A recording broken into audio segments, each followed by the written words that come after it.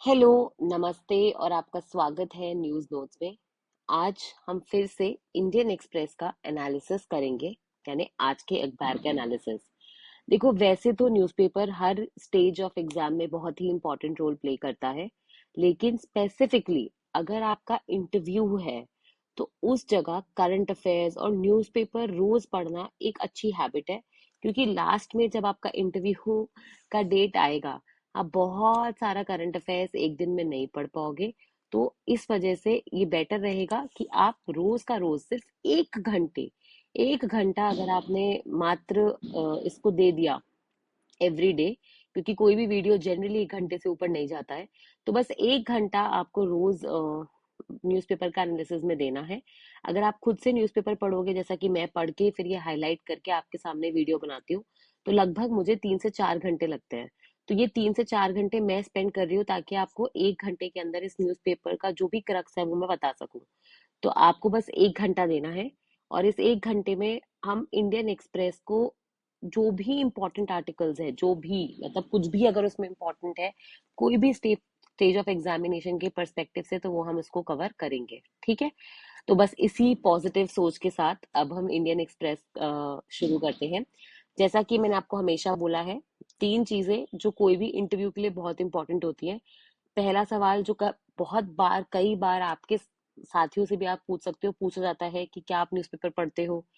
बाहर भी न्यूज़पेपर रखा था, तो कौन सा न्यूज़पेपर पढ़ा आपने। ठीक है, उसमें क्या मेजर मेजर हेडलाइंस थी जो आपको लगा कि आज के पेपर की हाईलाइट है, आप उसके बारे में क्या बताना चाहोगे।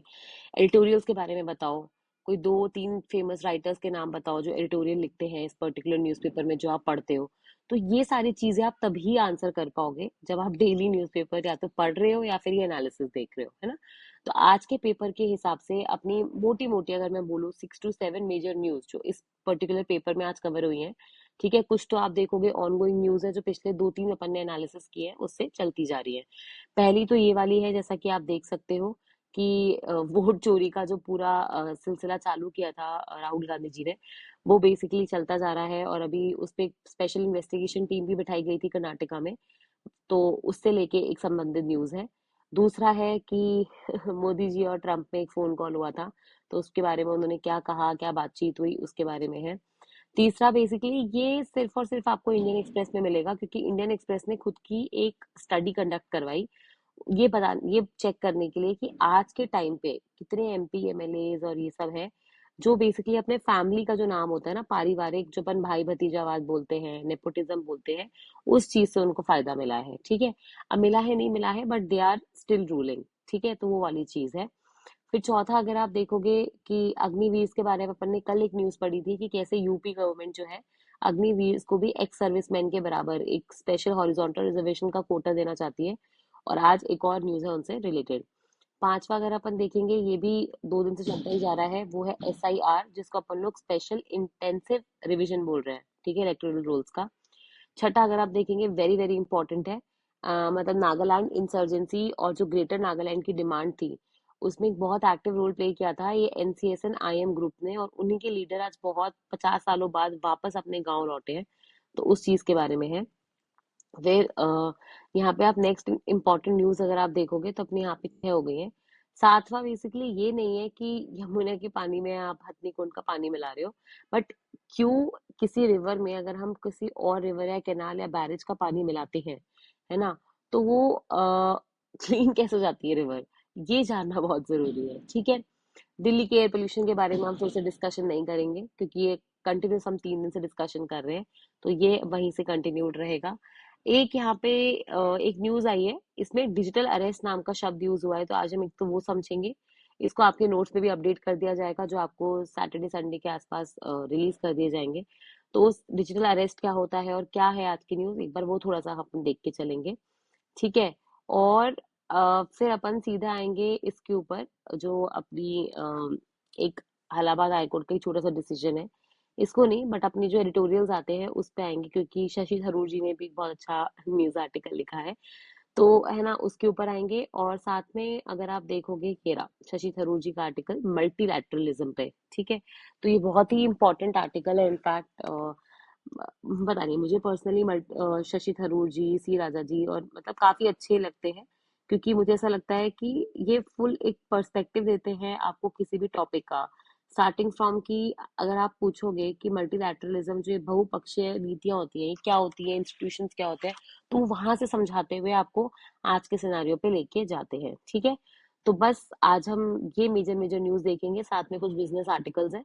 तो इसी के साथ अब हम आज का एनालिसिस शुरू करते हैं। ठीक है, तो सबसे पहले आ जाओ ये वाले ही न्यूज पे जो आप स्क्रीन पे देख पा रहे हो कि कर्नाटका में बेसिकली जो ये वोट चोरी का अपने को पता है कि राहुल गांधी जी ने एक मिशन शुरू किया है बताने के लिए कि कैसे जो अपने इलेक्टोरल रोल्स होते हैं उसमें एक घपलेबाजी है, नाम अपने आप डिलीट कर दिए जाते हैं, ऐड कर दिए जाते हैं, फर्जी एड्रेस है ना। तो कहीं ना कहीं जो रूलिंग पार्टी है वो वोट चोरी का उन्होंने इल्जाम लगाया था। और आपको पता है इसी पूरी इल्जाम से निपटने के लिए इलेक्टोरल रूल्स जो अपने बनते हैं, भाई इलेक्टोरल रूल पहली बात तो होता क्या है, आप और मैं वोट क्यों दे पाते हैं, क्योंकि हमारा नाम वहां की जो कॉन्स्टिट्यूएंसी होती है, जैसे सपोज करो कि आप राजस्थान में जो जयपुर है ना, जय सपोज करो अगर जयपुर एक कॉन्स्टिट्यूएंसी होती, वैसे तो नहीं होगी, या तो बगरू होगी या सांगानेर होगी, सपोज करो आप बगरू कॉन्स्टिट्यूएंसी में रहने वाले हो और वहां पे रजिस्टर्ड हो, तो आपका नाम वहां का जो इलेक्टोरल रोल आ रहा है ना उसके अंदर आना चाहिए, तभी आप वोट कर पाओगे, समझ रहे हो। और अगर आपका नाम कोई गलती से डिलीट कर दे या फिर समझ रहे हो आपका कॉन्स्टिट्यूएंसी चेंज कर दे, तो ऑब्वियसली आपको भी गुस्सा आएगा, क्योंकि आपका राइट टू वोट का जो अधिकार है वो छीना जा रहा है। तो ये सारी चीजों को लेते हुए ही इलेक्टोरल रूल्स एक बड़ा इशू बन गया है, ठीक है, जो आज तक कभी भी नहीं था। इलेक्शंस में हमेशा कभी भी आप देखोगे तो ये एमसीसी जो अपनी आचार संहिता होती है उसका वायलेशन कर लिया कि इसको लागू नहीं कर रहे हैं, अच्छी तरह से फॉलो नहीं कर रहे हैं, उसको लेके इश्यूज होते हैं। या फिर जो गवर्नमेंट अपनी रनिंग है अभी पावर में है, उन्होंने कोई स्कीम लॉन्च कर दी, कोई फ्री भी बांट दिए, उसको लेके प्रॉब्लम्स होती है। ब्लैक मनी का यूज जो होता है, इतना सारा पैसा जो यूज हो रहा है, उसको लेके प्रॉब्लम होती है। लेकिन कभी भी इलेक्टोरल रोल्स को लेके इतना बड़ा इशू नहीं हुआ, तो इसलिए मुझे लगता है ये काफी इंपॉर्टेंट है। और क्योंकि ये इशू लगभग अभी आप देखोगे 3-4 महीने से चले ही जा रहा है, और ऐसा भी नहीं है कि अभी एक दिन में सॉल्व हो जाएगा, ठीक है। तो ये एक एक्सटेंडेड इशू है जो आपके आने वाले इंटरव्यूज में भी पूछा जा सकता है, कंप्लीट आपसे एक ओवरव्यू पूछा जा सकता है कि इशू का ओवरव्यू क्या है, ठीक है। तो यहाँ पे हुआ क्या है, बेसिकली एक इन्वेस्टिगेशन करी गई थी कर्नाटका स्पेशल इन्वेस्टिगेशन टीम के द्वारा, ये वोट चोरी के जब इल्जाम लगे थे। तो हुआ उन्होंने बेसिकली जो कर्नाटका में एक अलांड करके कॉन्स्टिट्यूएंसी है वहां पे ये पाया गया कि वहां पे मतलब बेसिकली ऐसे समझो कि एक साइबर कैफे है, ठीक है, एक सपोज एक साइबर कैफे या एक सेंटर ऑपरेटर है, वहां पे कुछ लोग बैठे हैं और वो बेसिकली आपसे ये बोल रहे हैं कि ठीक है, हम रिक्वेस्ट डालेंगे इलेक्शन कमीशन ऑफ इंडिया को इलेक्टोरल रोल में से इस बंदे का नाम हटाने के लिए, ठीक है। आपको पर बंदे का नाम जो आप डिलीट करवाना चाहते हो, जो रिक्वेस्ट दे रहे हो आप, उसका 80 रुपए पे करना है। तो ऐसे अगर अपन देखें तो उन्होंने लगभग 6,000 एप्लीकेशंस डाली थी एक साल के अंदर इलेक्शन होने से पहले, और जो लगभग 4.5 लाख रुपए 4.8 लाख रुपीज उनको इस काम के मिले थे। तो ऑब्वियसली तो एक तरीके से मैनिपुलेशन ऑफ वोट हो गया ना। तो ये सब चीजें अभी इन्वेस्टिगेट करी जा रही हैं, ठीक है। इसी को ही अगर आप देखोगे तो सेकंड पेज में कंटिन्यू भी किया गया था यहाँ पे, जहाँ पे उन्होंने बताया है कि कैसे जो अभी तक ये पता नहीं लगा पाए हैं कि कैसे उन्होंने रिक्वेस्ट डाली और कैसे जो मोबाइल नंबर्स लिंक थे वर्सेस जिन लोगों के नाम थे, उनके अलावा उनके आईडी से उन्होंने basically election commission of India को रिक्वेस्ट डाली है, ठीक है, ईसी के पोर्टल पे जाके। तो बहुत सारी चीजें तो पता नहीं है, बट काफी ज्यादा बोला जा रहा है कि ये एक कॉन्स्पिरेसी हो सकती है ऑब्वियसली, ठीक है। तो इस पर भी इन्वेस्टिगेशन चल रहा है। तो ये है पूरा मामला। दूसरा न्यूज जो आपको पता होना चाहिए, वो बहुत छोटा सा है, इंपॉर्टेंट नहीं है। ये इंपॉर्टेंट तब बनेगा जब हमारे प्राइम मिनिस्टर और यूएस के प्रेसिडेंट ट्रम्प साहब आगे आने वाले, जैसे एक आसियान या ईस्ट एशिया समिट होने वाला है कुआलालंपुर में, ठीक है, मलेशिया की जो कैपिटल है, राजधानी है, वहां पे मिलते हैं, या फिर एशिया पैसिफिक इकोनॉमिक कॉपरेशन की मीटिंग होगी जिसको हम लोग एपैक बोलते हैं, ठीक है। तो वहां पे मिलेंगे, तब आप देखोगे ये न्यूज इंपॉर्टेंट होगी। बट पॉइंट ये था, आपको पता है कुछ जस्ट दिन पहले ही ट्रम्प साहब ने कुछ कुछ मेजर्स लिए थे, जैसे इंडिया से जाने वाला जो भी एक्सपोर्टिंग सामान होगा उस पर 50% टैरिफ बढ़ा दिया था, तो हमारे एक्सपोर्ट्स महंगे हो गए थे, तो एक्सपोर्टर्स को काफी नुकसान हुआ था। दूसरा हमसे बोला था कि भाई आप रशियन ऑयल नहीं खरीदोगे, है ना। तीसरा आप देखोगे कि ये भी यूनिवर्सिटीज की ऑटोनॉमी और H1B वीजा की कॉस्टिंग वगैरह बढ़ा दी है। तो काफी सारी चीजों के लेके इंडिया और यूएस के बीच में टेंशन थोड़ा का माहौल चल रहा था। उसी के बीच में एक फोन कॉल होता है, ट्रम्प साहब ने कहा वो हमारे दोस्त हैं मोदी जी, और उन्होंने कहा है कि वो रशियन ऑयल नहीं खरीदेंगे, ठीक है उन्होंने बेसिकली एक ट्रेड डील की भी बात करी कि हम लोग ट्रेड डील पे बातचीत फिर से चालू करेंगे। और आपको पता ही है कि यूएस को हम बोलते हैं दुनिया की सबसे पुरानी democracy, oldest democracy in the world, है ना। जिनको 17th सेंचुरी 18th सेंचुरी में ही आप देखोगे डेमोक्रेसी का मतलब समझ में आ गया था और उन्होंने डेमोक्रेसी अपना ली थी। इंडिया को बोलते हैं largest democracy of the world, क्योंकि सबसे ज्यादा वोटर बेस हमारे पास है। हमारे यहाँ पे लगभग हर साल 700 मिलियन से लेकर 800 मिलियन लोग, मतलब अगर हमारी पॉपुलेशन 1400 मिलियन है, 1300 मिलियन है, तो लगभग आधी से ज्यादा पॉपुलेशन हमारी वोटर बेस बनने को तैयार है, मतलब वो वोट दे सकती है। तो इस वजह से आप देखोगे इनको टू ग्रेट डेमोक्रेसीज कहा जाता है। और अभी ट्रम्प एडमिनिस्ट्रेशन में चाहे आप कुछ भी बोल लो कि ट्रम्प साहब आए यूएस की इंडिया के अगेंस्ट कुछ काम कर रहे हैं, लेकिन उनकी जो हाईएस्ट पोजीशन है, जैसे एफबीआई का डायरेक्टर देखोगे इस वक्त वो है काश पटेल, एक डायरेक्टर जो है नेशनल इंटेलिजेंस की वो है तुलसी गबार्ड, ठीक है। आपके एम्बेसडर अगर आप देखोगे क्वात्रा साहब, तो ये सारे इंडियंस ही हैं, ठीक है, Indian American obviously. But Indians, Indian American या फिर पीपल ऑफ इंडियन ओरिजिन काफी हाई पोस्ट पे है उनके एडमिनिस्ट्रेशन पे, है ना। तो वो वाली चीज है। और ऑब्वियसली दिवाली की विशेष भी दी, है ना। तो ये था पूरे कॉन्वर्सेशन ट्रम्प और हमारे मोदी जी में, ठीक है। तीसरा एक आर्टिकल है अग्निवीर को लेके, ऑल्दो इसमें ज्यादा कुछ इंपॉर्टेंट नहीं है क्योंकि अभी सिर्फ प्रपोजल लाया जा रहा है।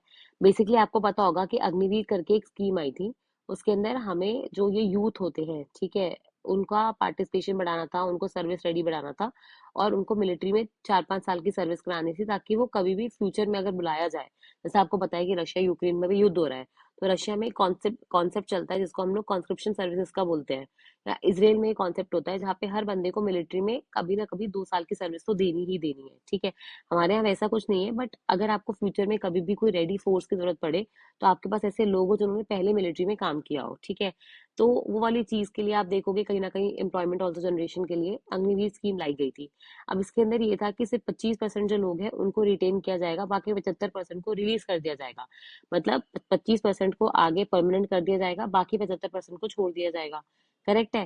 लेकिन अभी प्रपोजल आने की बात करी जा रही है कि कैसे हम इसको 25 से 75% लोग जो हमें अग्निवीर में मिल रहा है उसको हम रोक के रख सकते हैं, क्योंकि आगे जाके फिर आपको मिलिट्री रिक्रूटमेंट करने की जरूरत नहीं है, आप इसी को एक चैनल बना सकते हो, है ना। तो बहुत सारे रिफॉर्म्स की भी बात करी जा रही है। वो जो इसमें अभी एक मीटिंग होने वाली है बेसिकली जैसलमेर में, आर्मी कमांडर्स कॉन्फ्रेंस।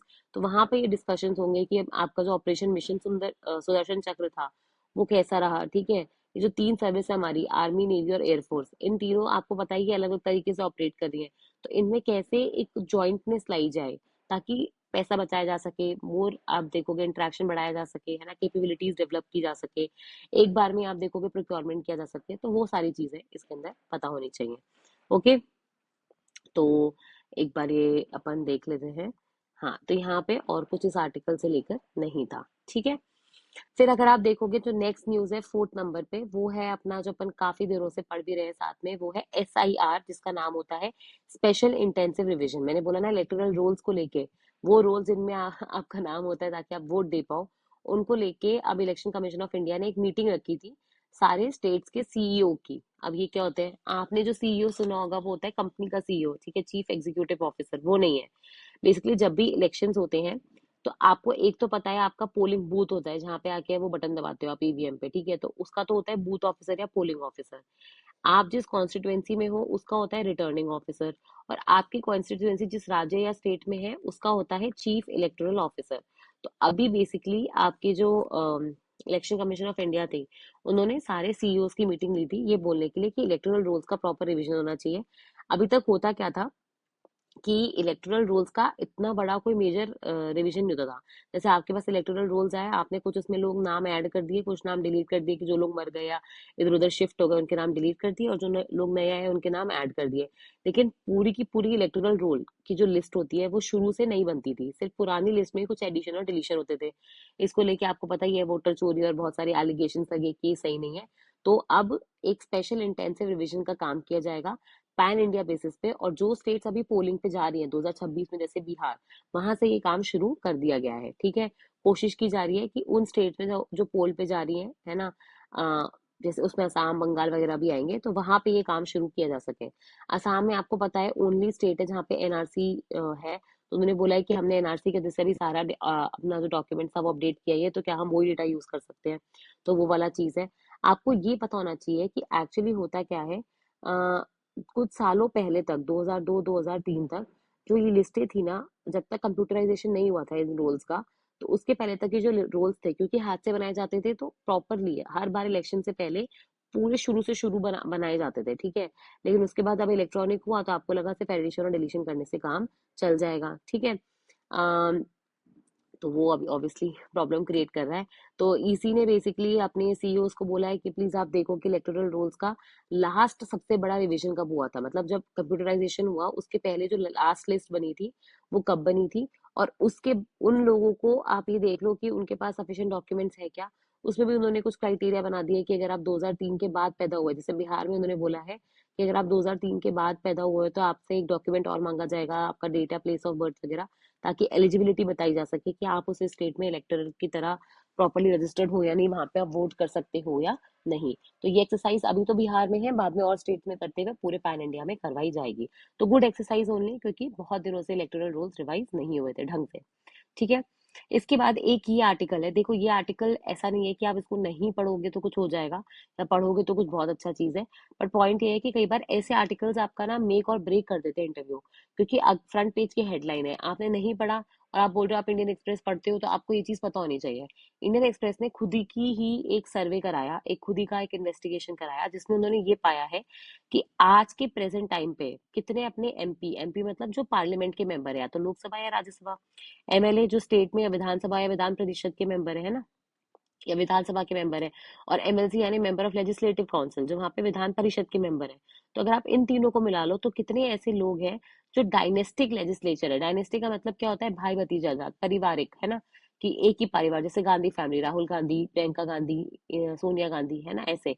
तो जैसे आपको पता है राजनाथ सिंह और उनके बेटे हो गए, नितिन गडकरी उनके दो बेटे हो गए, है ना, अमित शाह और जय शाह हो गए।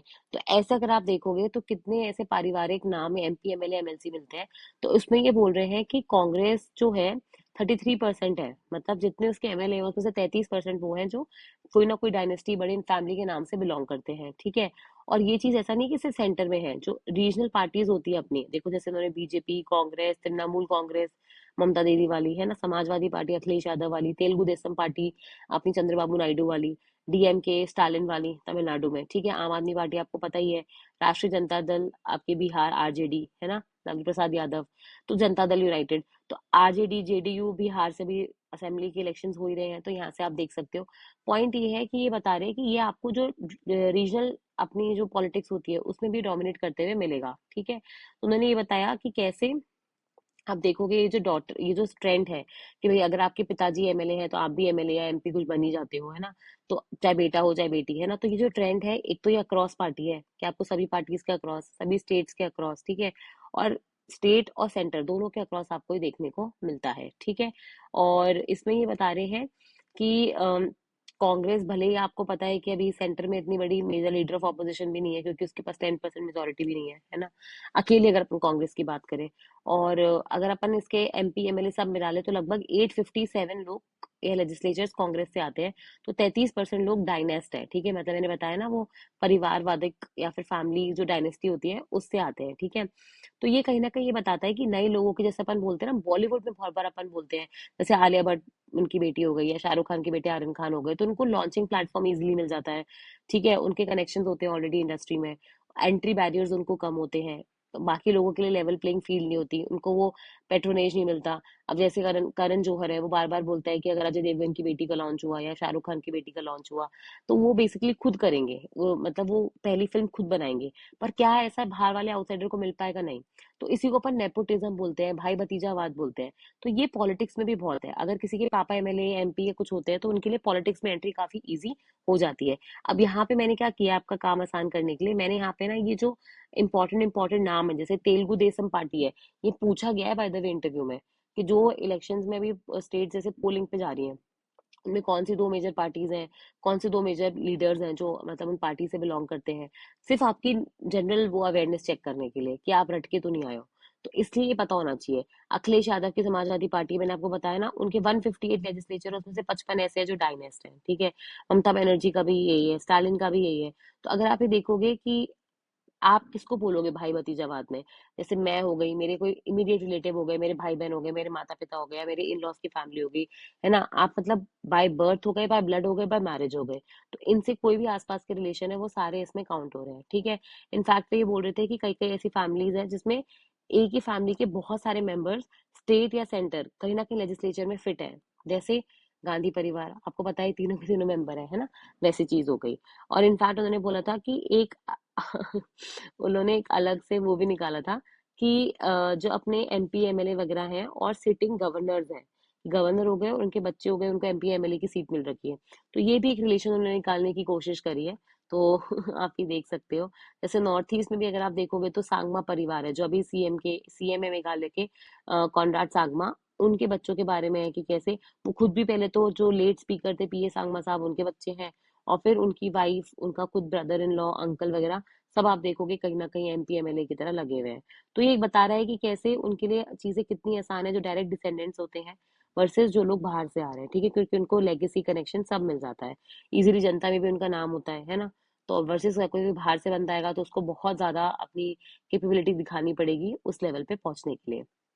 फिर आ जाओ, ये चीज बिहार में भी है कि बिहार में भी अगर आप देखोगे एमएलए अगर अपन देखें तो बहुत सारे डायनेस्ट हैं। आपको पता है लालू प्रसाद यादव, तेजस्वी यादव, फिर आपके जितने भी हैं इनफैक्ट, है ना, ये नीतीश कुमार, तो ये सारे के सारे आप आगे देखो, जैसे आरजेडी का इन्होंने बता रखा है 42% है जो डायनेस्ट है लोग, है ना। जेडीयू में 36% के आसपास है। कांग्रेस में भी है, तो कुछ नया नहीं है, ठीक है।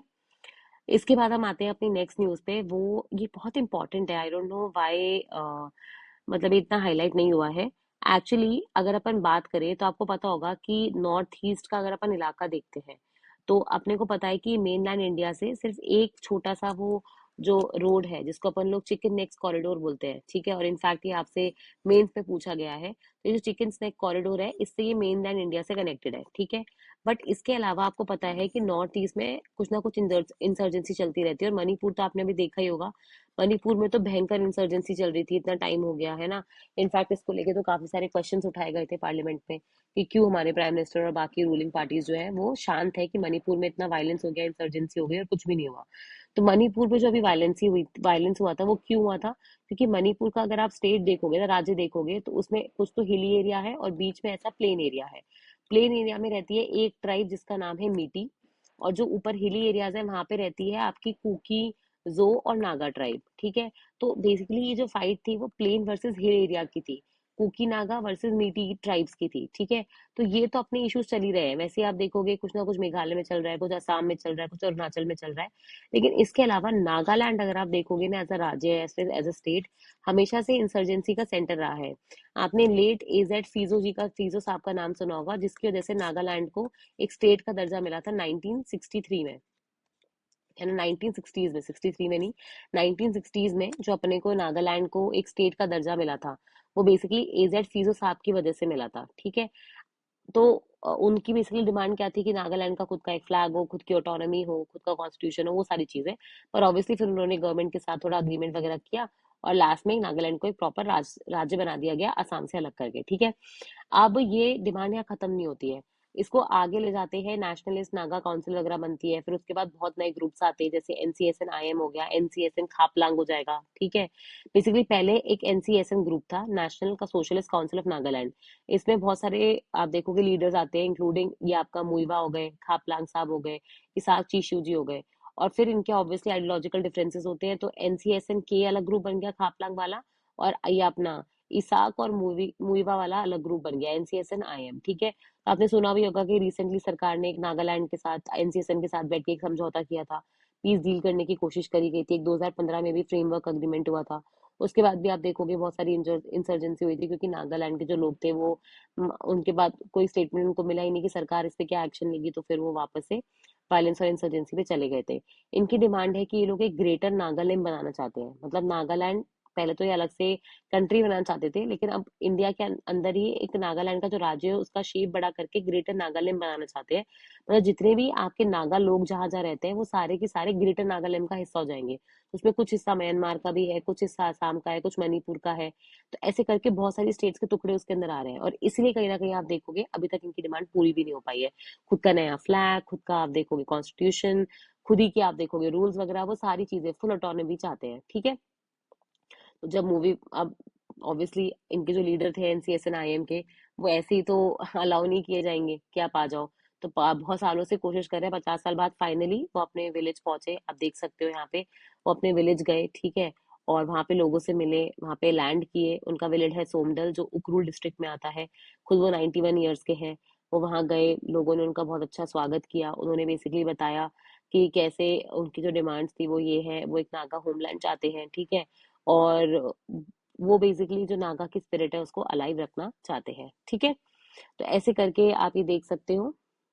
यहाँ पे अपने जो मेजर मेजर फ्रंट 2 पेज के आर्टिकल्स होते हैं वो सबसे ज्यादा इंपॉर्टेंट होते हैं, क्योंकि कोई भी या तो एडिटोरियल पढ़ता है या फिर फ्रंट 2 पेज, है ना। तो ये भी अगर आप डेली कर रहे हो तो मतलब मैं मानती हूँ कि काफी अच्छे डायरेक्शन में जा रहे हो। फिर देखिए नेक्स्ट छोटी सी न्यूज है कि कैसे अभी आपको पता है कि छठ पूजा एक मेजर फेस्टिवल होता है ना। स्पेसिफिकली अगर आप बिहार से हो तो छठ पूजा एक बहुत ही इंपॉर्टेंट ओकेजन है। पूजा की जाती है उसमें। पहला आई थिंक ऐसा ओनली फेस्टिवल है जिसमें डूबते हुए सूरज को पूजा जाता है इनफैक्ट। तो अभी क्या है, यमुना पे एक ये रिवर में करी जाती है ना, इसमें रिवर होली रिवर्स में डिप लगाया जाता है। तो यमुना नदी है दिल्ली में। अब हो क्या रहा है कि यमुना तो आपको पता है कि कंडीशन तो उसकी सही है नहीं, थोड़ी गंदी तो है ही। तो अब उसको साफ रखने के लिए आपने जो बाकी रिवर्स या कैनाल्स या बैराज का पानी होता है वो उसमें डाइवर्ट कर दिया।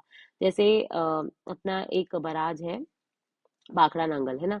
तो भाखड़ा ब्यास के लिए आप देखोगे पंजाब हरियाणा दिल्ली राजस्थान के बीच में समझौता हुआ था कि हर एक स्टेट को इतना इतना पानी मिलेगा। तो उसके तहत उनकी ड्रिंकिंग वाटर इरिगेशन की नीड्स पूरी हो जाती है। कुछ समय के लिए आप देखोगे पानी जो है वो हथनी कुंड बराज से डाइवर्ट करके यमुना नदी में डाला जाएगा। तो और इससे ऐसा बोला जाता है कि रिवर इतनी साफ हो जाएगी ताकि छठ की पूजा और बाकी टाइम जो चीजें हैं वो करी जा सके। और इतना ही पानी डाइवर्ट किया जा रहा है कि लोगों को कोई ड्रिंकिंग या एग्रीकल्चर में रिलेटेड तो अभी कुछ काम समस्या होना नहीं है, क्योंकि फ्लड्स वगैरह आ गए थे। एग्रीकल्चर अभी कुछ हार्वेस्टिंग हो चुकी है, बोइंग हो चुकी है, सोइंग हो चुकी है, तो अब कुछ करना है नहीं, है ना, बुवाई हो चुकी है। तो बट एरीगेशन और ड्रिंकिंग वाटर की जो भी आपकी रिक्वायरमेंट है वो पूरी हो जाएगी। तो मुझे आपसे ये सवाल पूछना है कि कैसे भाई, अगर आपने एक नदी जा रही है, एक रिवर है ये, ठीक है। इस रिवर में अगर आपने पानी को डाइवर्ट कर दिया और पानी मिला दिया तो नदी साफ कैसे हो जाती है? क्योंकि यहाँ जो खेल है ना वो होता है कॉन्सेंट्रेशन का, ठीक है। आपके पास एक छोटा सा, जैसे इसको ऐसे समझो, आपके पास एक छोटा सा पॉट है, उसके अंदर 5 लीटर पानी है। आपने उसमें कुछ गंदगी डाली वर्सेस आपके पास एक 10 लीटर का पॉट है, 10 लीटर का घड़ा है और उसके अंदर आपने गंदगी डाली। तो ऑब्वियसली गंदा पानी आपको ये वाला ज्यादा लिखेगा। ऑल हो सकता है आपने 2 ग्राम ही गंदगी इसमें डाली हो, 2 ग्राम ही गंदगी आपने 10 लीटर में डाली हो, पर 5 लीटर में 2 ग्राम बहुत ज्यादा दिखेगा और 10 लीटर में 2 ग्राम बहुत कम दिखेगा। तो वही हो रहा है, ठीक है। पानी सपोज करो यमुना नदी में जितना जाता है, अब क्योंकि हमने और पानी वहां से डाइवर्ट कर दिया यमुना नदी के लिए, तब उसका पानी बढ़ गया। जब उसका पानी बढ़ गया तो ऑब्वियसली क्या हो जाएगा कि उसमें जो गंदगी है उसका लेवल अपने आप कम हो जाएगा, ठीक है। तो इसलिए वहां पे फिर एक कॉन्सेप्ट आता है इकोलॉजिकल फ्लो का। ये पूछा गया है आरएस के इंटरव्यू में एक बार, जिसको हम ई फ्लो के नाम से भी जानते हैं, ठीक है। ये इकोलॉजिकल फ्लो क्या होता है? पारिस्थितिकी अपन बोलते हैं ना, परिचलन, कि ई फ्लो क्या होता है। बेसिकली जब रिवर इस तरीके से बह रही है, आपने कभी सुना होगा कि लोग बोलते हैं कि गंगा का जो पानी होता है आप उसको सालों साल रख सकते हो, वो खराब नहीं होता, है ना। बेसिकली उसी को बोलते हैं इकोलॉजिकल फ्लो। इकोलॉजिकल फ्लो होता है ऐसा फ्लो नदी का जिससे उसकी जो वो प्रॉपर्टीज है, जैसे एंटी बैक्टीरियल, है ना, प्यूरिफाइंग प्रॉपर्टीज है, वो मेंटेन रहती है, ठीक है। उसमें इतनी गंदगी नहीं है, वो सारी चीजें हैं। तो उस लेवल का फ्लो, उतने लेवल का पानी हमेशा अगर रिवर में रहेगा तो इकोलॉजिकल फ्लो मेंटेन रहेगा। तो लोग ये बोल रहे हैं कि हमें सिर्फ छठ पूजा के लिए करने की क्या जरूरत है, हमें बेसिकली बाकी टाइम भी ऐसी चीजें करनी चाहिए ताकि यमुना का इकोलॉजिकल फ्लो बना रहे, ठीक है। अब इसी से रिलेटेड, क्योंकि दिल्ली में आप देखोगे छठ पूजा की प्रिपरेशन करवाई जा रही है, तो ये चीज ना केस स्टडी के तौर पे आपको पूछी जा सकती है कि सपोज करो आप राजस्थान में पोस्टेड हो, एक नदी के किनारे आपको पता है हर साल छठ पूजा होती है, तो आप वहाँ पे क्या क्या अरेंजमेंट्स देखोगे, करवाओगे? तो आप बोलोगे कि वहाँ पे हम लोग जो विजिटर्स आएंगे उनके लिए changing facilities, water, drinking water, sanitation, है ना, क्लीनिनेस ड्राइव, घाट्स वगैरह का वो सब करवाओगे, सेट टेंट वगैरह लगवाओगे, ठीक है। सेलिब्रेशन में कोई अड़चन नहीं आए उसको पॉपुलराइज करोगे, पब्लिक अवेयरनेस करोगे, ट्रांसपोर्टेशन की व्यवस्था करोगे, है ना। इनफैक्ट आप देखोगे कि नदी को कोई गंदा ना करे, वहां पे डीफोमर्स वगैरह लगाओगे ताकि उसमें फ्रॉथिंग ना हो। तो ये सारी चीजें आप यहाँ से सीख के अपने से, आपसे जब कोई क्वेश्चन पूछे केस स्टडी के ऊपर तो वहां ये बता सकते हो, ठीक है। ऐसे ही आपको न्यूज़पेपर से इंफॉर्मेशन लेनी है। अब दिल्ली के पोल्यूशन से रिलेटेड फिर एक न्यूज़ है, ये तो मुझे लग रहा है कि पूरे महीने चलने वाली है। तो ये तो मतलब अपन ने ऑलरेडी फर्स्ट क्लास देख लिया, तो जिसने नहीं देखी है वो प्लीज देख ले, क्योंकि वहां पे अपन ने AQI सफर और ये ग्रेडेड रिस्पांस एक्शन प्लान बहुत ही ज्यादा डिटेल में डिस्कस किया है, ठीक है। अब दिल्ली एयर आपको पता ही है कि अभी भी वेरी पुअर कैटेगरी में है। इनफैक्ट वो ये बता रहे हैं कि उन्होंने एक दो जो स्टेशन होते हैं जहाँ पे ये AQI लगाया जाता है, जब उसमें देखा कि भाई कारण क्या है दिल्ली के पोल्यूशन का, तो उसमें अदर सोर्सेज जो होते हैं ना, अनअकाउंटेड सोर्सेज, जिसमें बहुत सारे छोटे छोटे सोर्सेज होते हैं, वो बेसिकली मेजर रीजन निकल गया है पोल्यूशन का। उसमें ट्रांसपोर्टेशन भी आ सकता है, उसमें इंडस्ट्री से एमिशन भी आ सकता है, पावर प्लांट से भी आ सकता है। तो बहुत सारी चीजें उसमें छोटे छोटे कारण हो सकते हैं। ठीक है। फार्म फायर मतलब जो आपकी वो पराली में आग लगाई जाती है ना, तो स्टबल बर्निंग वो भी एक कारण है। और अभी तो क्योंकि फ्लड्स हो गए थे, है ना, हार्वेस्टिंग भी थोड़ी डीलेड है, तो अभी तो इतनी फार्म फायर्स नहीं है।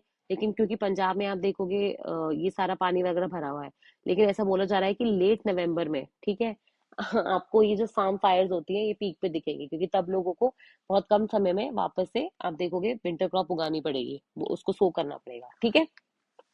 तो इनफैक्ट अनलाइकली, जैसे आप बोलते हो कि पंजाब हरियाणा में पराली जलती है, यहाँ पे आप देखो यूपी में सबसे ज्यादा केस रजिस्टर हुए हैं, फिर नेक्स्ट पे पंजाब है, और फिर हरियाणा तो बहुत ही नीचे है। तो इसका मतलब ऊपर की कुछ स्टेट्स हैं जहाँ पे आपको ये ज्यादा देखने को मिलता है। ठीक है। इसके बाद हम सीधे पेज नंबर 7 पे आएंगे, जहाँ पे देखो बिहार जा रहा है अभी इलेक्शंस में, है ना। तो बहुत सारी पार्टीज यहाँ पे बहुत सारे वादे कर रही है, हम ये स्कीम लॉन्च करेंगे, वो स्कीम लॉन्च करेंगे। तो वैसे ही आप देखोगे कि बिहार में, जैसे अपन ने पढ़ी थी ना, महाराष्ट्र में एक आपकी लाड़की बहन योजना चलती है, वैसे बिहार में भी बेसिकली एक तो अपने को सरकार का एक नेशनल रूरल लाइवलीहुड प्रोजेक्ट चलता है। ठीक है। वो भी वर्ल्ड बैंक से ही फंडेड है, सेंट्रल गवर्नमेंट का। वैसे ही बिहार में एक उनका बिहार रूरल लाइवलीहुड प्रोजेक्ट चलता है, वर्ल्ड बैंक ही फंड करती है। उसके अंदर क्या होता है कि बेसिकली जो आपके पुअर लोग होते हैं ना, गरीबी लोग जो गांव में रहते हैं, उनका आपको सोशल और इकोनॉमिक एम्पावरमेंट करना है, उनको मजबूत करना है, आर्थिक आर्थिक रूप से भी और सामाजिक रूप से भी। ठीक है। और उसी को वो लोग जीविका बोलते हैं। तो इसके अंदर क्या होता है कि बहुत सारी जो महिलाएं होती हैं, SHGs होते हैं, उनको भी आप छोटे छोटे लोन्स वगैरह देते हो, ताकि वो अपना खुद का बिजनेस शुरू कर पाए, उनका सशक्तिकरण कर पाए। ठीक है। तो इसमें वो ये बोल रहे हैं कि लगभग आ, मतलब क्योंकि ये जो RJD के लीडर हैं, है ना, तेजस्वी यादव जी, वो ये बोल रहे हैं कि अगर वो पावर में आते हैं तो बेसिकली इस स्कीम के अंदर जितनी भी महिलाएं, जितनी भी SHGs वगैरह हैं जिनके लोन्स अभी पेंडिंग चल रहे हैं, तो ऋण माफ कर देंगे। जो वर्ल्ड बैंक खुद कहता है कि बहुत अच्छा आइडिया नहीं है, क्योंकि इससे आगे आने वाली जनरेशन पे कर्जा पड़ता है। फिर वो 5 लाख का उनको इंश्योरेंस कवर भी देंगे। उनको एक जॉब्स है उनको परमानेंट कर देंगे, ताकि उनको भटकना ना पड़े, तो 30,000 की सैलरी उनकी फिक्स कर देंगे। इनफैक्ट उन्होंने बोला है कि हम माँ और बेटी, बेटी मतलब होता है जैसे अपनी बहुत सारी स्कीम्स चलती है ना, जैसे राजस्थान में एक राष्ट्रीय योजना चलती है कि बेटी जब पैदा होती है वर्सेस जब, तब तक बेटी जब 21 साल की हो जाती है या उसकी शादी हो जाती है, तब तक आप देखोगे उसको कुछ ना कुछ बेनिफिट मिलते रहते हैं। तो ये भी आप देखोगे एक बेटी स्कीम की बात कर रहे हैं, ताकि उसकी एजुकेशन, ट्रेनिंग, एम्प्लॉयमेंट, हर चीज का ध्यान रखा जा सके। ठीक है।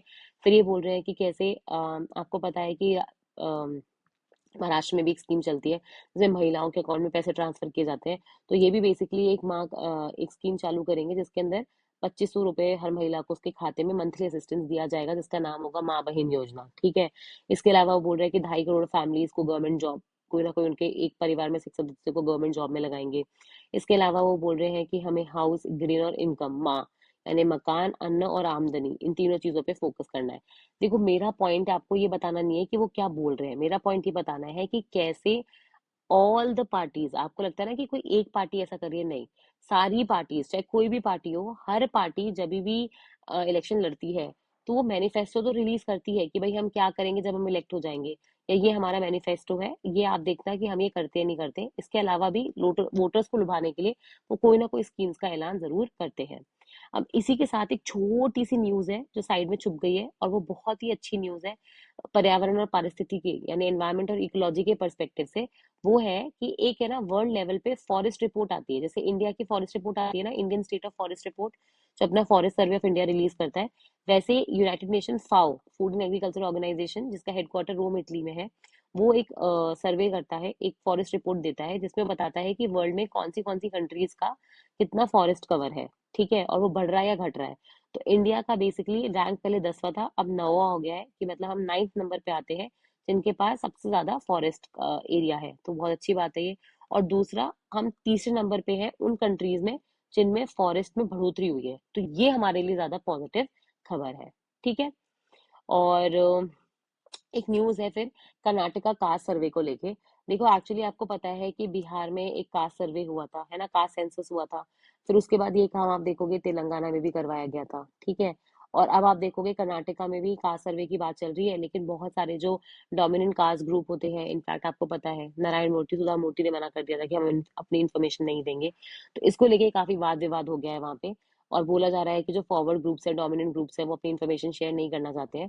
देखो, कास्ट सेंसस कराने के ना अपने खुद के प्रोज एंड कॉन्स है। ये हम आपको वो जो मटेरियल शेयर करेंगे आपके साथ उसमें बताएंगे। देखो, कास्ट सेंसस सबसे पहले तो इसका प्रो क्या है, इसके फायदे क्या है। भाई, आपको जब पता लगेगा, आपने इतनी सारी स्कीम्स लॉन्च कर रखी हैं, आप पर्टिकुलर किसी क्लास के लिए लॉन्च कर रहे हो, किसी कास्ट के लिए लॉन्च कर रहे हो, आपको यही नहीं पता, उसके उसमें अपडेटेड डेटा ही नहीं है आपके पास कि कितने लोग हैं, क्या कंडीशन में है, तो कैसे आप उसको अच्छे से टारगेट कर पाओगे। गलत लोग उसका फायदा उठा रहे हैं, इंक्लूजन एक्सक्लूजन एरर्स बहुत सारे हैं। तो वो सारी चीजें आप सुलझा सकते हो। लेकिन इसके अपने नुकसान भी हैं, नेगेटिव्स भी हैं, कॉन्स भी हैं, कि इससे लोगों की जो कास्ट आइडेंटिटी होती है, जो आप खत्म करना चाहते हो, वो और हाइटन हो जाती है। क्लास कास्ट के बीच में एनिमोसिटी आती है। अभी आपको पता है कि झगड़े होने लग गए जातिवाद को लेके, है ना। और ये एक पॉलिटिकल टूल बन जाता है, क्योंकि पार्टीज इसको वोट बैंक पॉलिटिक्स बना लेती हैं। तो ये इसके अपने नुकसान है।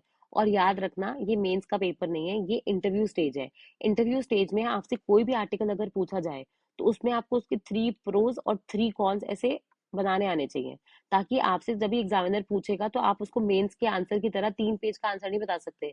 आपको अपनी सारी जितनी भी बातें हैं उनको 3 3 पॉइंट्स में रख के बताना है, कि भाई ये आपसे कोई पूछे कि ये आर्टिकल के बारे में बताओ, ये 3 पॉइंट्स है, इसके फायदे क्या है, ये 3 पॉइंट्स है, इसके नुकसान क्या है, ये 3 पॉइंट्स है।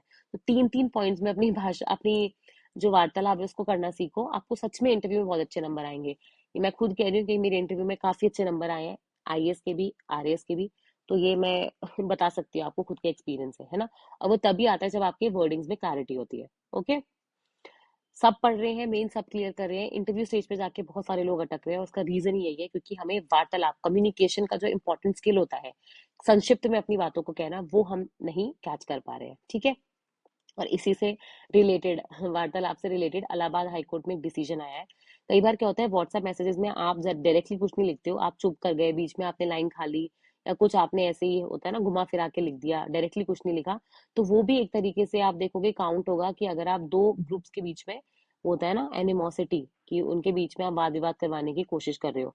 तो आपको पता ही है कि हमारे यहाँ पे पहले आईपीसी, सीआरपीसी, ये सब चलता था, इंडियन एविडेंस एक्ट, जो बहुत पुराने हो गए थे। और फिर सरकार ने नए लाए हैं, भारतीय न्याय संहिता, है ना, नागरिक सुरक्षा संहिता, संख्या अधिनियम। तो ये तीनों आ गए हैं, और इनके अंदर आप देखोगे स्पेसिफिक लॉज हैं इन चीजों से रिलेटेड। ठीक है। अब राजस्थान वालों को लगता है कि एसआई से रिलेटेड जो प्रॉब्लम है, हमारे यहाँ पे एसआई भर्ती कैंसिल कर दी, एसआई में इतने बड़े घोटाले और घपले वगैरह पाए गए, ये सिर्फ राजस्थान का प्रॉब्लम है, नहीं, उड़ीसा में भी सेम प्रॉब्लम है। और अब उन्होंने ये मैटर जो है सीबीआई को दे दिया है। पहले ये काम उन्होंने वहाँ की लोकल पुलिस को दिया था, उसके बाद फिर किसी और के हाथ में गया, अब ये मैटर फाइनली सीबीआई के हाथ में चला गया है, क्योंकि बहुत सारे बच्चे आंध्र प्रदेश, वेस्ट बंगाल के भी इस पूरे स्कैंडल और स्कैम में इन्वॉल्व है।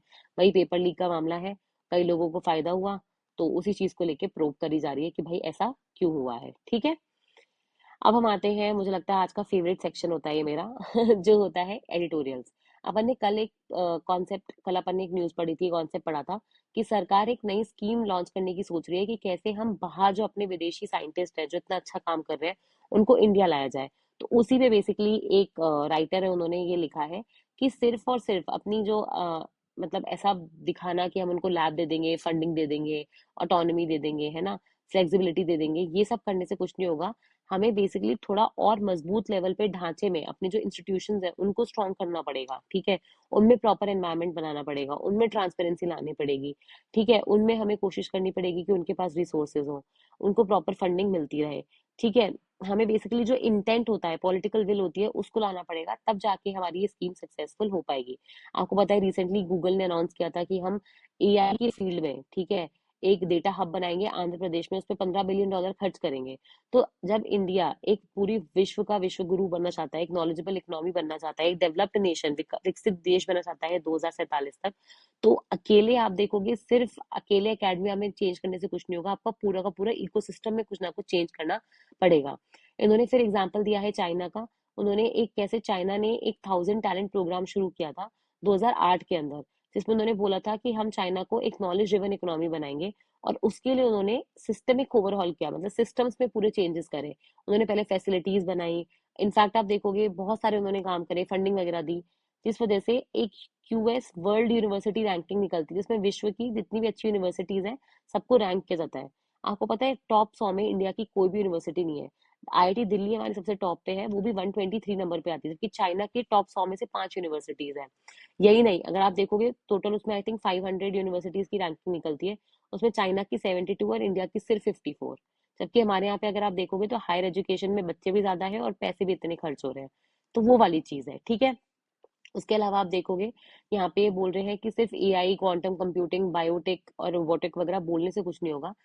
इन चीजों को हमें सोशल साइंस और ह्यूमैनिटीज के साथ लेके चलना होगा, ठीक है। हम बेसिकली ये नहीं देख सकते कि हम सिर्फ लैब दे दे और उनको ग्रांट वगैरह देने से काम हो जाएगा, नहीं। हमें एथिक्स भी डेवलप करने पड़ेंगे साइंटिस्ट में, ठीक है, तब जाके हम एक अच्छा वर्कफोर्स भी डेवलप कर पाएंगे। तो काफी अच्छा आर्टिकल है, मुझे ऐसा लगा कि एक नया टेक मिला है कि आप कहाँ बोलते हो कि पैसा नहीं है, लैब नहीं है ना, स्टेम में खर्चा नहीं हो रहा है, पर आप यहाँ पे एथिक्स की तो कोई बात कर ही नहीं रहा, जबकि सबसे बड़ा मॉरल प्रॉब्लम ही, डिलेमा ही वही है, ठीक है, कि लोगों का घटता हुआ एथिक्स, ओके। और ये साइंटिस्ट में भी है प्रॉब्लम, समझ में आ रहा है। तो सोशल रिस्पॉन्सिबिलिटी, साइंटिफिक रिस्पॉन्सिबिलिटी एक वर्ड होता है, ठीक है, जिसको अपन बोलते हैं, जैसे कॉर्पोरेट सोशल रिस्पॉन्सिबिलिटी होता है ना, वैसे ही साइंटिफिक सोशल रिस्पॉन्सिबिलिटी भी होता है, कि साइंटिस्ट जो होते हैं, साइंस की तरफ आपकी क्या सोशल रिस्पॉन्सिबिलिटी है, साइंटिस्ट की क्या सामाजिक आप देखोगे उनकी रिस्पॉन्सिबिलिटी है लोगों के प्रति, तो वो चीज है ये। फिर एक बहुत अच्छा आर्टिकल है, ये कांति वाजपेयी जी ने लिखा है। ये बेसिकली अगर आप देखोगे, जो अपनी नेशनल यूनिवर्सिटी ऑफ सिंगापुर है, एनयूएस, उसमें भी प्रोफेसर वगैरह है, तो उन्होंने बेसिकली बताया है कि क्यों पाकिस्तान आज भी वर्ल्ड लेवल पे अगर अपन देखें तो इतना इंपॉर्टेंट रोल प्ले करता है। आप पाकिस्तान का साइज देखो वर्सेस इंडिया का साइज देखो, तो अब है ना, इंडिया की डेमोग्राफी देखो, तो पाकिस्तान हर चीज में हमसे पीछे है, पर फिर भी आप देखोगे, आप सऊदी की बात कर लो, यूएस की बात कर लो, रशिया की बात कर लो, टर्की की बात कर लो, सब पाकिस्तान को कहीं ना कहीं इंपॉर्टेंस देते हैं। तो उसके ना उन्होंने रीजन डिस्कस करे, जैसे पहला उन्होंने बताया कि पाकिस्तान की लोकेशन, पाकिस्तान एक ऐसी जगह लोकेटेड है, इधर साइड अफगानिस्तान है, ठीक है, इधर ईरान है, फिर इधर चाइना है, इंडिया है, तो major economies of the world से वो कनेक्टेड है, ठीक है, उसकी प्रॉक्सिमिटी है, वो गल्फ स्टेट से भी बहुत जल्दी कनेक्ट हो सकता है, सेंट्रल एशिया से जल्दी कनेक्ट हो सकता है। अगर आप पाकिस्तान में कहीं नेवी या एयरबेस पे अगर आप मतलब उनके साथ कॉपरेट कर लो, तो आप काफी अच्छे हिस्से को एशिया के कवर कर सकते हो। तो एक तो उसकी लोकेशन ही अपने आप में काफी उसको अट्रैक्टिव बनाती है। दूसरा वो बता रहे हैं कि कैसे जो पाकिस्तान की इमेज है कि भाई वो स्टेट स्पॉन्सर टेररिज्म करता है, वो ना एक्चुअली उसको गंदे तरीके से नहीं ले रहे कि हमारी बदनामी हो रही है, उल्टा उनको तो लगता है इससे उन्हें बार्गेनिंग पावर मिलती है, ताकि बाकी कंट्रीज को अगर कोई भी नेगोशिएशन करना है इन ग्रुप से, तो उसको बीच में लाना ही पड़ेगा, तो वो एक ब्लैकमेल की तरह उसको टूल की तरह यूज कर रहे हैं, ठीक है। ये मैं नहीं बोल रही हूँ, मैं सिर्फ वही बता रही हूँ जो इस आर्टिकल में लिखा है। तीसरा है बेसिकली, वो बता रहे हैं कि जैसे इंडिया बोलता है ना कि हमारे पास डेमोग्राफी है, वैसे ही आप देखोगे पाकिस्तान भी कोई छोटी मोटी वो नहीं है। पाकिस्तान इस वक्त अगर आप देखोगे वर्ल्ड की फोर्थ लार्जेस्ट या फिफ्थ मोस्ट पॉपुलस कंट्री में आता है। इंडिया भी सबसे लार्जेस्ट हो गया, है ना, 140 वन, हाँ, 1400 मिलियन पॉपुलेशन के साथ। लेकिन अगर आप देखोगे, सॉरी, ये पाकिस्तान तो 260 मिलियन है, और 2050 तक तो आप देखोगे 380 हो जाएंगे, और वर्ल्ड की थर्ड लार्जेस्ट आप देखोगे पॉपुलेटेड कंट्री बन जाएगा इंडिया और चाइना के बाद। तो जब आप इंडिया और चाइना को मार्केट की तरह देखते हो, तो पाकिस्तान भी एक बहुत बड़ा मार्केट है, तो कोई कंट्री उसको क्यों छोड़ना चाहेगी, ठीक है। फिर चौथी चीज अगर आप देखोगे, तो पाकिस्तान जो है, याद रखना कि अभी जैसे कॉन्फ्लिक्ट हुआ था पाकिस्तान अफगानिस्तान में, वो डूरान लाइन को लेके हुआ था। ये वही डूरान लाइन है जो ब्रिटिशर्स के टाइम पे अपनी इंडिया से, क्योंकि इंडिया पाकिस्तान तो उस टाइम इंडिया का हिस्सा था, तो उस टाइम इंडिया को अफगानिस्तान से अलग करने के लिए थी, और बाद में जब पाकिस्तान अलग हो गया इंडिया से, तो वो पाकिस्तान और अफगानिस्तान की बॉर्डर लाइन बन गई, ठीक है। लेकिन पाकिस्तान भी तो एक न्यूक्लियर वेपन कंट्री है। अपन बोलते हैं कि इंडिया के पास न्यूक्लियर वेपन है, तो पाकिस्तान के पास भी है। और इंडिया तो फिर भी एक बार अपन बोलेंगे रिस्पॉन्सिबल स्टेट है, पाकिस्तान तो हो सकता है छोड़ने से पहले सोचे भी ना। तो वो वाली चीज है। फिर इसका छठवां रीजन है कि पाकिस्तान के पास एक बहुत स्ट्रांग मुस्लिम कम्युनिटी का पावर है, ठीक है। इनफैक्ट जैसे सेकंड लार्जेस्ट अगर अपन बोलते हैं ना Muslim country in the world अगर कोई है, तो वो पाकिस्तानी है। और इस वजह से आप देखोगे ओआईसी जैसे जो ये ग्रुपिंग्स होते हैं, वहां पे पाकिस्तान की बहुत चलती है, ठीक है। वो फिर आप देखोगे इंडिया को भी एंट्री नहीं देते अगर पाकिस्तान मना कर देता है। तो वो वाली चीज है। अब जैसे इंडिया का डायस्पोरा है, तो पाकिस्तान का भी डायस्पोरा बहुत है। तो लगभग 10 से 11 मिलियन लोग हैं, और ये भी काफी अच्छी अच्छी पोजीशन पे है, तो वो गल्फ कंट्रीज और इन सब में आप देखोगे पॉलिसीज को फिर अपनी तरफ मोल्ड करते हैं कि हमारे को सही है। और इससे पहले भी आपको पता है, अनलाइक इंडिया जिसने किसी आप देखोगे ट्रीटी का हिस्सा नहीं बना था कोल्ड वॉर के टाइम पे, पाकिस्तान ने ओपनली सियाटो और सेंटो का हिस्सा बना था, जो यूएस लेड ग्रुप था, है ना। फिर वो चाइना के साथ भी उसने अलाई किया था। सोवियत यूनियन के साथ भी उसने अलाई किया था। तो आप ये देखोगे कि जैसा वो है ना कि वो स्ट्रांग एलाई बन जाता है किसी भी देश का, वो भी अपने आप में एक इम्पॉर्टेंट कैरेक्टरिस्टिक है कि पाकिस्तान आज भी इतना इम्पोर्टेंट क्यों है। बहुत अच्छा आर्टिकल लगा इनफैक्ट मुझे कि कैसे उन्होंने सिर्फ 6 से 7 पॉइंट्स के बीच में आपको ये बता दिया कि क्यों पाकिस्तान इंपॉर्टेंट है, क्यों पाकिस्तान मतलब इतना छोटा देश होने के बाद भी आज उसको इतनी तवज्जो मिलती है। फिर एक छोटी सी न्यूज है, ठीक है, ये कहीं दबी गई थी कि आपको पता होगा कि नालसा जजमेंट आया था 2014 में, जिसमें बेसिकली सुप्रीम कोर्ट ने ये बोला था कि जो ट्रांसजेंडर्स होते हैं उनको थर्ड जेंडर का दर्जा दिया जाएगा, उनको भी आप देखोगे ओबीसी कैटेगरी में मान के उनको रिजर्वेशन दिया जाएगा, और स्टेट्स और सेंटर जो है अपने लेवल पे कमीशंस बनाएंगे, ठीक है, साथ में उनके लिए स्पेशल फंड बनाए जाएंगे, वेलफेयर बोर्ड बनाए जाएंगे, है ना, और इंश्योर किया जाएगा कि उनको परेशानी नहीं हो, उनके सारी ह्यूमन राइट्स उनको मिले, फंडामेंटल राइट्स उनको मिले। 10 साल हो गए हैं लेकिन आज भी आप देखोगे आधी से ज्यादा स्टेट्स ने तो अभी तक वेलफेयर बोर्ड ही नहीं बनाए हैं, ठीक है, और जो फंक्शन कर भी रहे हैं उसमें ज्यादा लोग मतलब है नहीं, वैकेंसी वगैरह है, ज्यादा कुछ अच्छा काम कर नहीं रहे हैं। इसके अलावा आप देखोगे कि इवन थर्ड जेंडर रिकॉग्नाइज नहीं किया है। बोला गया था कि इनके लिए अलग से टॉयलेट्स की वगैरह की फैसिलिटी बनाई जाएगी, तो वो भी आज तक नहीं हुई है। इक्वल जो वाइबल अपॉर्चुनिटी थी, आपको पता है रिसेंटली केस हुआ था जिसमें 2 ट्रांसजेंडर्स थे, उनको जॉब एम्प्लॉयमेंट अपॉर्चुनिटीज नहीं दी थी, तो कहाँ से इक्वालिटी की बात करोगे। तो उन सब चीजों को देखते हुए फिर से सुप्रीम कोर्ट ने फटकार लगाई है कि 10 साल बाद भी आज तक ये जो सरकार ने 2019 में एक एक्ट लाया था जिसका नाम था ये वाला transgender person protection of rights act, ठीक है, उनके राइट्स का प्रोटेक्ट करने का एक एक्ट लाया था 2019 में, और फिर उसके रूल्स आए थे 2020 में, लेकिन आज भी उनका प्रॉपर तरीके से इम्प्लीमेंटेशन नहीं हुआ है, ठीक है। तो अब सुप्रीम कोर्ट ने खुद अपने हाथ में मैटर लेते हुए एक एडवाइजरी कमेटी बनाई है जो देखेगी कि क्या इन एक्ट और रूल्स का प्रॉपर इम्प्लीमेंटेशन हुआ है या नहीं हुआ है, और 3 मंथ के अंदर अंदर जो वो जो ड्राफ्ट सबमिट करेगी उसमें 3 महीने के अंदर अंदर स्टेट और सेंटर को इसमें एक्शन लेना होगा, उनको वो काम करने होंगे जो वो कमेटी रेकमेंड करेगी। तो अच्छा आर्टिकल है क्योंकि ये बता रहा है कि कैसे हमारे यहाँ सुप्रीम कोर्ट के इतने लैंडमार्क जजमेंट्स आते हैं पर फिर भी उसके आगे क्योंकि पॉलिटिकल विल नहीं है तो काम नहीं होता है, ठीक है।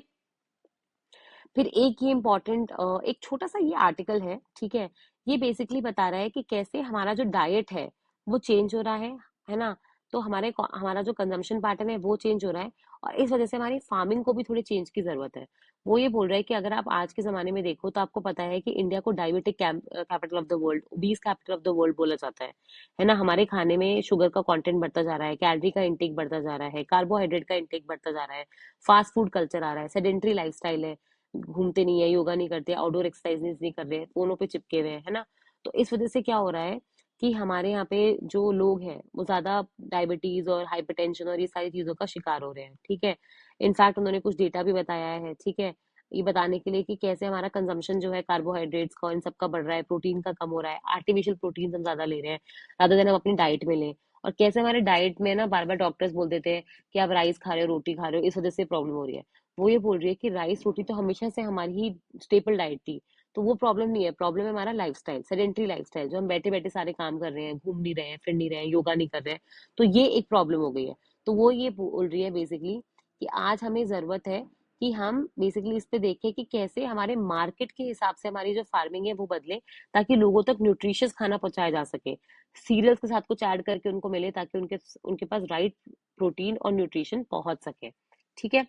फिर एक ये बहुत ही प्यारा आर्टिकल है मल्टीलैटरलिज्म के ऊपर, बहुपक्षीय अगर आप देखोगे जो अपन बोलते हैं उसके ऊपर, शशि थरूर जी का, क्योंकि अभी यूनाइटेड नेशन जनरल असेंबली जो है वो अपनी 80वीं एनिवर्सरी सेलिब्रेट करेगी, ठीक है, और उस पे ही उन्होंने बताया है कि कैसे आपको पता है रिसेंटली जो भी पीस टॉक्स हो रहे हैं, मैंने कल भी एक आर्टिकल देखा था कि यूएस ब्रोकर कर रहा है, टर्की कर रहा है, सऊदी अरेबिया कर रहा है, बट यूएन उस पिक्चर में से गायब हो चुका है। तो यूएन का क्या रोल है, यूएन का आज के टाइम पे क्या रोल है, अगर अपन मल्टीलैटरलिज्म की बात कर रहे हैं, ठीक है, क्या आज वो वैलिड है या नहीं है, मल्टीलैटरलिज्म वैलिड है भी क्या, क्योंकि आपको पता है कि यूएस ने यूनेस्को में से, पेरिस क्लाइमेट डील में से, बहुत सारे ह्यूमन राइट्स काउंसिल वगैरह में से बाहर हो गई, उसकी फंडिंग कम कर दी। इनफैक्ट यूएस बहुत सारा फंड करता था, तो यूएस की फंडिंग जाने की वजह से 80% ऑफ द फंड में कमी आ गई, है ना। आपको पता है कि यूनाइटेड नेशंस जो होता है उसमें 6 परमानेंट बॉडीज होती हैं, जैसे उसमें ट्रस्टीशिप काउंसिल है, एक इकोसॉक है, उसमें एक जनरल असेंबली है और एक आपकी सिक्योरिटी काउंसिल है। जनरल असेंबली में तो क्या होता है, इरिस्पेक्टिव आप कोई भी नेशन हो सबको एक वोट मिलता है, इरिस्पेक्टिव आपके पास लोग कितने, आपका साइज क्या है, उससे कोई फर्क नहीं पड़ता। 193 मेंबर्स है तो हर मेंबर के पास एक वोट है, ठीक है, तो ये तो काफी डेमोक्रेटिक है। लेकिन जो सिक्योरिटी काउंसिल है उसके अंदर आपको पता है कि आपके 15 मेंबर्स है, लेकिन 5 परमानेंट मेंबर है, यूएस, चाइना, रशिया, फ्रांस, है ना, यूके। तो इनके पास वीटो पावर है, अगर ये किसी रेजोल्यूशन पे वीटो लगा दे तो वो पास ही नहीं होता। और आपको पता है अभी जो इसराइल गाजा को लेके या रशिया यूक्रेन को लेके जो अपने आ रहे थे उसमें कितनी सारी वीटो पावर यूज करी गई। तो ये बिल्कुल अनडेमोक्रेटिक है, ये एकदम भी मल्टीलैटरलिज्म के खिलाफ है। ये सिर्फ कुछ कंट्रीज इसमें आप देखोगे ज्यादा अ, उनको तवज्जो मिलता है, ठीक है। तो शशि थरूर जी ये बता रहे हैं कि जब यूनाइटेड नेशन बना था, यूएन बना था, तब बेसिकली ये था कि कैसे कोल्ड वॉर मतलब वर्ल्ड वॉर खत्म किया जाए, एक इंस्टीट्यूशन बनाया जाए जहाँ पे बातचीत करी जा सके, है ना, डीकोलोनाइजेशन, इन सब पे बातें चलती थी। लेकिन आज अगर आप देखोगे ये सारा काम यूनाइटेड नेशंस ना करके कुछ कुछ कंट्रीज अपने लेवल पे कर रही हैं। चाइना आप देखोगे पीस ब्रोकर कर रहा है सऊदी और ईरान के बीच में, जबकि जो काम यूएन का था, ठीक है। तो हो क्या रहा है कि आज हमें हो सकता है लग रहा है कि मल्टीलैटरलिज्म की इतनी जरूरत नहीं है, बट इनफैक्ट आज सबसे ज्यादा वर्ल्ड क्राइसिस में ग्लोबल क्राइसिस चल रही है। जो United nation secretary general Antonio Guterres वो कहते हैं कि आज वर्ल्ड एक ग्लोबल क्राइसिस में है, ठीक है।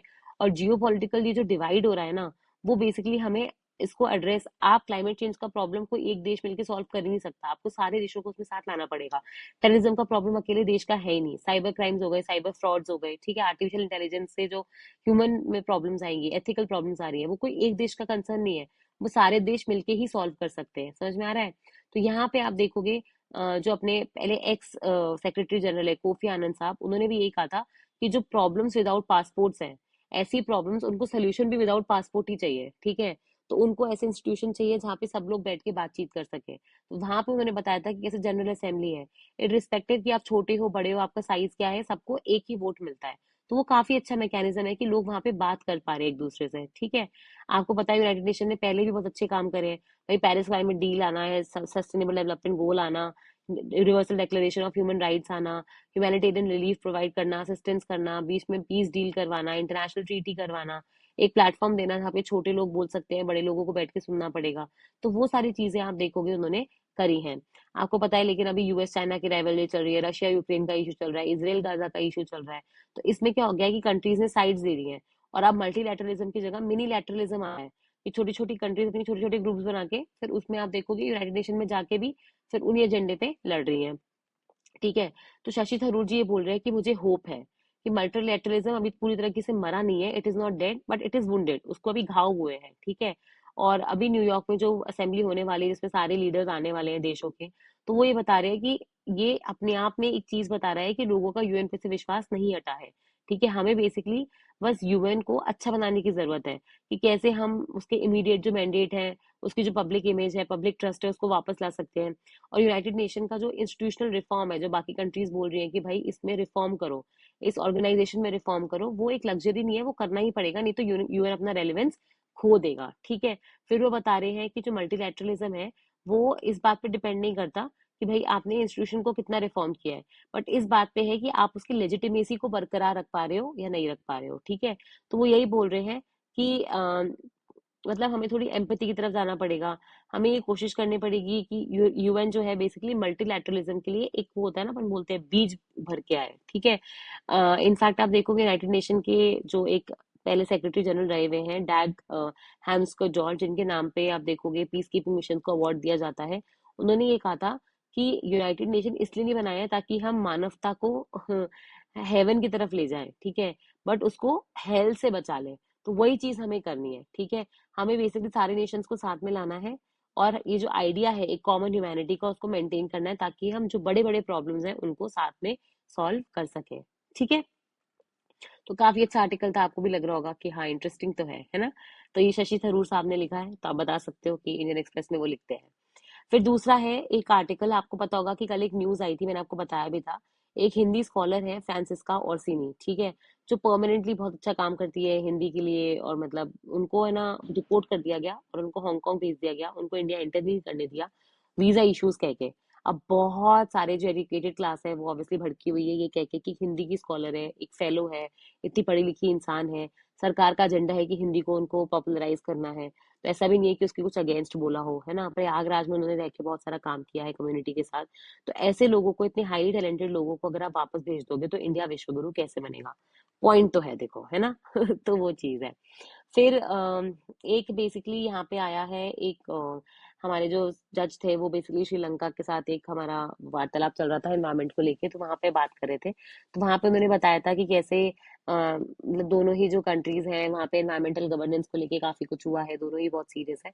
तो वो सारी चीजें बात करी गई थी।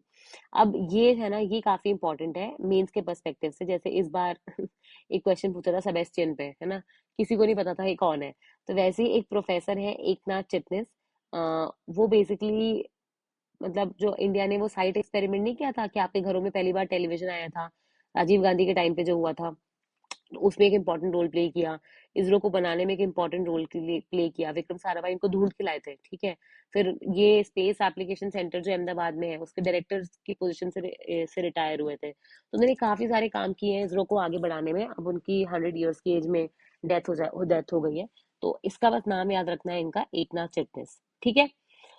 अब मेहुल चोकसी का तो मुझे लगता है कि नाम कोई भूला नहीं होगा। ये वही है जिन्होंने डायमंड स्कैम करके और पीएनबी का वो फ्रॉड किया था, लेटर ऑफ इंटेंट वगैरह लिखवा के पैसे लेके गायब हो गए थे। ये चले गए थे। अब इनको फिर आपको पता ही है कि बेल्जियम में पकड़ा गया था, अरेस्ट करा गया था।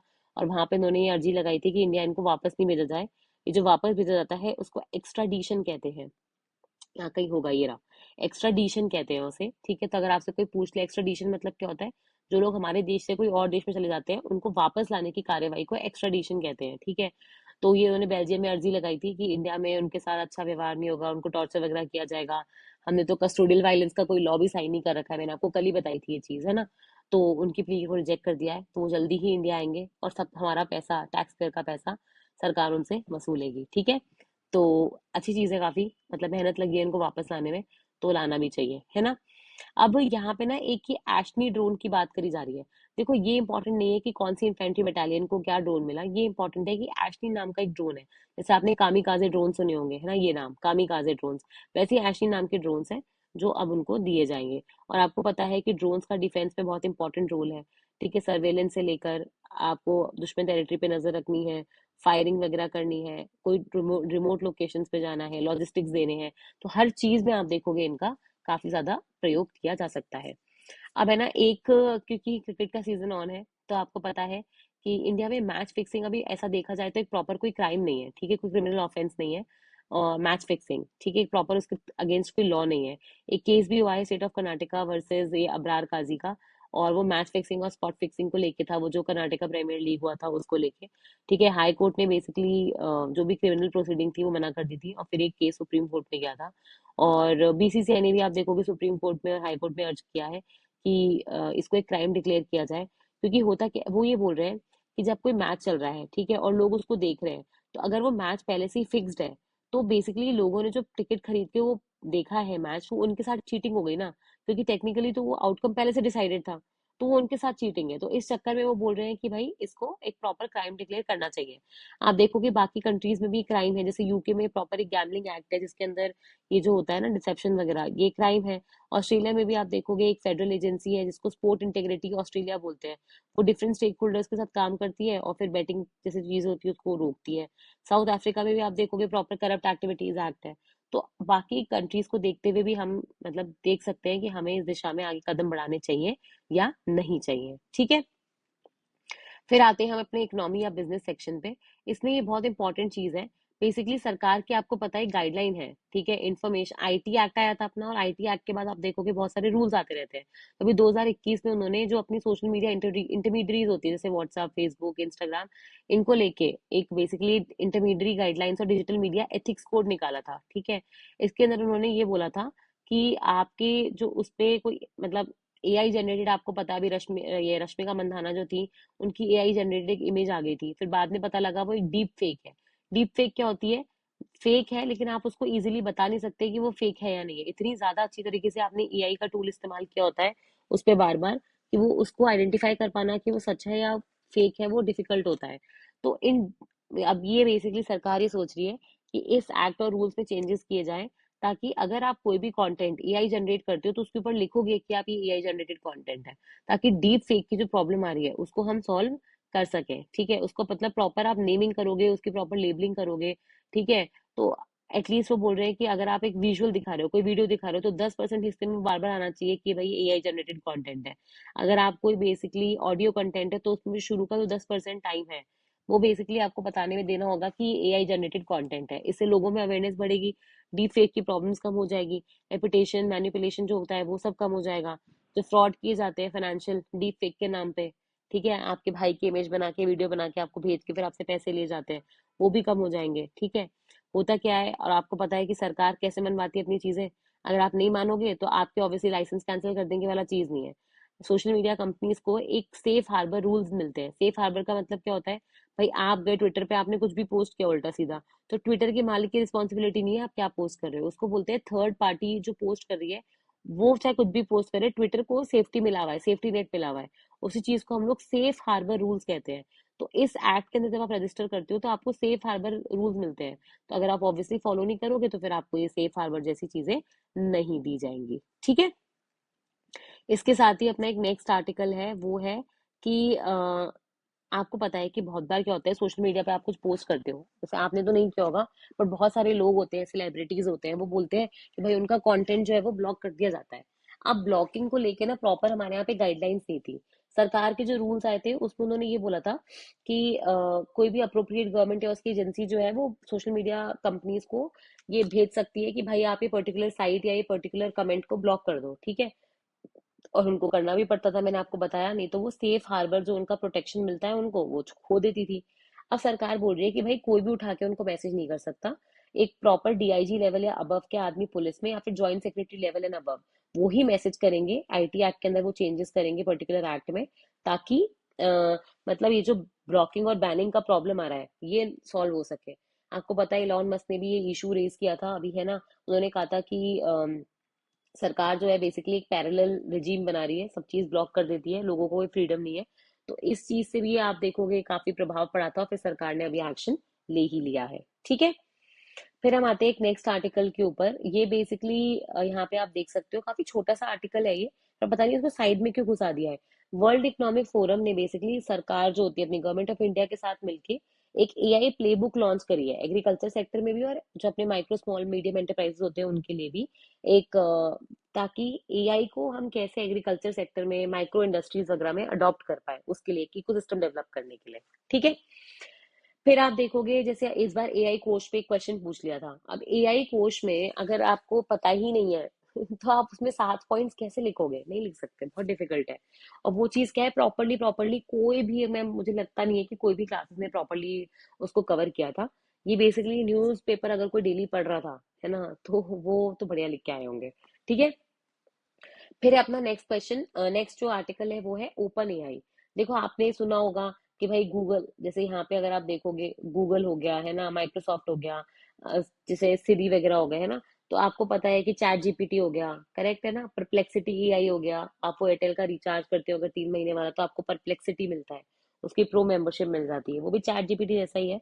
तो अब लोग बोल रहे हैं कि क्यों, जैसा हमारे पास गूगल है, अगर आप गूगल पे अगर अभी कुछ भी लिखते हो, आप टाइप करते हो, तो वो ऐसे पहले शुरू में लिंक्स आती थी, अब ऊपर पहले एआई जनरेटेड कंटेंट आता है। तो अब बोल रहे हैं कि लोग एआई जनरेटेड ब्राउजर ही बना दो ना गूगल जैसा। ठीक है, तो ओपन एआई ये बोल रहा है, जिसका चैट जीपीटी है, कि हम ऐसा गूगल जैसा ब्राउजर बनाएंगे जो एआई वाला होगा। तो उससे क्या होगा कि आप किसी भी कोई भी वेबसाइट पे जाके आपको क्लिक करने की जरूरत ही नहीं है। जो भी डेटा है वो उससे निकाल के आपको रेलेवेंट इन्फॉर्मेशन जो आपको चाहिए वो आपको उसी टाइम एआई जनरेटेड मिल जाएगी।